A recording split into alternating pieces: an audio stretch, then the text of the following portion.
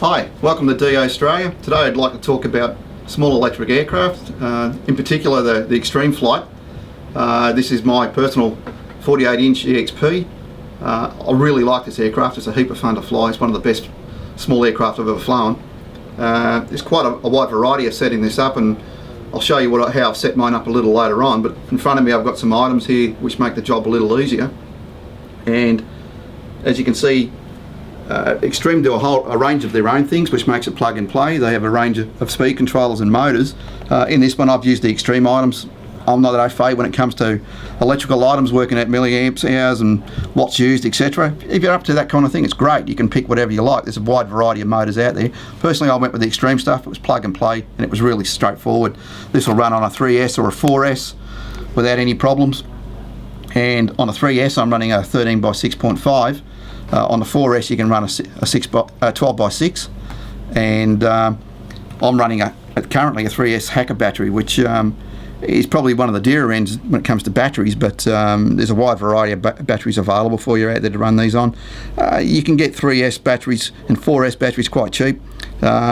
This is a really good quality battery. The performance out of this I really like, and I like the way the plane flies on a 3S. But that's your choice. You can work it out whichever way you like to go. 3S, 4S. 4S gives it quite extreme performance and will liven things up quite quickly. Now, when it comes to servos, there's analog and there's digital. The aeroplane's built primarily with Hi-Tecs in mind, because when they put the aircraft together, they mainly used Hi-Tecs all around it. This one I've got 65 MGs in it because that's what I had at home at the time, but there's the digital 5065s. For a little bit more money, they're a little bit better quality. Certainly consider using those. As I said, I used the 65 MGs. I'm quite happy with them. It was what I had available at the time. Other options such as Futaba 3156s are also available and worth considering. The only other thing I did on this, which you might want to consider from the start if you want to go for some really extreme throws, almost 90 degrees, I'd consider on the elevator of using this Hi-Tec 5085 MG. It's slightly heavier, but it puts out twice the kilogram rating, and when you've got extreme throws of up to close to 90 degrees, you want to be careful you don't get any blowback. It's worth considering whether you want to go that extreme. If you don't want those extreme throws, 5065s and 65 MGs are plenty. A little further in, I'll show you over this aircraft. It's a really top flying airplane. At the moment we have these on special with a combination pack with the Extreme motor and the Extreme 45 amp speed controller at $399. Now that combination takes a couple of hours to put it together. It's a worthwhile aircraft and it's worth considering. Have a look how I set mine up, see what you think, and I hope you enjoy it. Okay, we'll go over the aircraft now. I'll open the top up. We can have a look inside just to see how I've set mine up. As I said, it's running the Extreme motor in the front, and it has the Extreme speed controller here.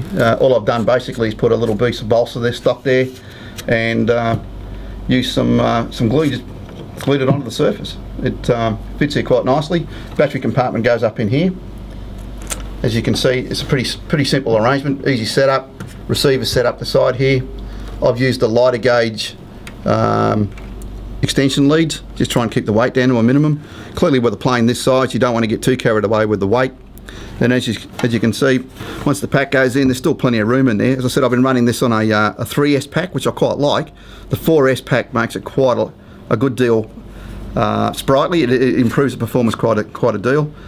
You may like it that, take your choice. There's lots of battery packs available, and again you can always have some 3 cells and 4 cells to utilise yourself. Try it and see what you like, but as I said, I like the 3S, it suits me, and I've got plenty of battery packs at home that are on 3S, so I'm quite happy to go with that. Now, some of the things I did change a little on this, one of them particularly was the elevator servo. Standard, we normally run 5065s or 65 MGs up here, but as you can see, the kit comes with this long arm here which adds to the servo, which gives you pretty dramatic throw increases. As you can see, that's almost 90 degrees. Now, I've been reading on some of the forums, some of the guys have been getting a little bit of blowback at this kind of throw, and have been using one servo higher. Now, a 5065 is a 2.3 kilo servo at 6 volts. This is 4.3 kilos, so it gives you quite a good deal more torque and not much weight. Now you have to open the back up here a little bit. Just be a little bit careful if you decide to do it. Don't go hacking too hard, just take your time. But clearly it fits quite well. But in all honesty, do I need that much travel? Have a think about it. I certainly don't. To be honest, I don't. I rarely ever get to that kind of travel, and it kind of acts a little funky when you do get up there. It wants to snap out of things. Other guys reckon it's fantastic. They can do lots and lots of really tight spins and rolls, but to be honest, I don't think it's that much advantage. I spend most of my time on low rates, and essentially I probably wouldn't bother putting that arm on and use a 5065. But if you want extreme throws, consider using that one. On the rest of the surfaces, it's only got the Hi-Tecs on it. These ones are 65 mgs, analog service, what I had at home at the time. Works fine. They're easy to set up. These little items here, which come with the kit, they're all just C8 in. Little threaded rod and the ball links all come with the kit. It's all part thereof.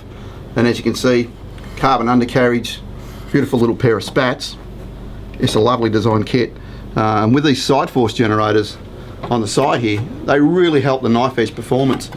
You can put this thing on the side, it needs no mixing at all, and the first flight with this was zero trim, took nothing. And I know you read that in a lot of magazines that it flew straight out of the box, and to be honest I get quite tired of reading it, but certainly was the case with this item. It surprised me how well it flew, how straight it flies. They're a great kit.